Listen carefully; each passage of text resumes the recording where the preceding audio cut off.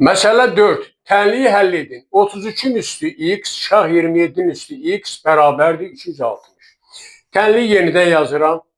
33-ün üstü x şah 27-nin üstü x bərabərdir 260. Və sol tərəfə baxıram. X-ci dərəcədən qüvvət, x-ci dərəcədən 33, 27. Sol tərəfdə elə bir yazı çevrilməyə aparmağa ehtiyac yoxdur. Deməli, buradan çıxır ki, onda biz çevirməni sağ tərəfdə aparmalıyıq. Və buradan alırıq. Yazıram belə.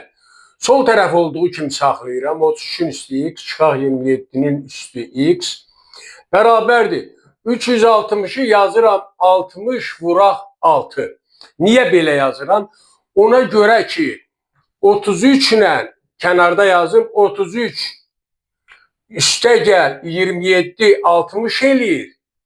33 çıxaq 27 6 eləyir. Deməli, bu bizə müəyyən qanuna uyğunluq yaratmağa kömək edəcək.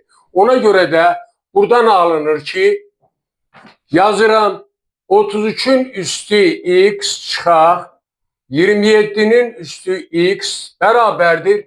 60-ın yerinə yazıram 33 üstə gəl 27.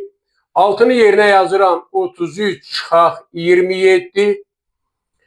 Və xatırladıram sizə müxtəsər vurma düsturu A çıxaq B vuraq A üstə gəl B bərabərdir. A kvadrat çıxaq B kvadrat.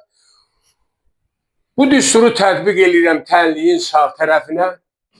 Və buradan alıram 33-ün üstü x çıxaq 27-nin üstü x bərabərdir. 33-ün kvadratı çıxaq 27-nin kvadratı. Və diqqət edin tənliyin hər iki tərəfinə.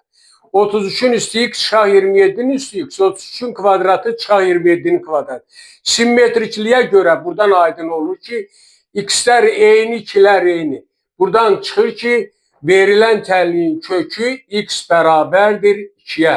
Yəni tənliyin kökü 2-dir.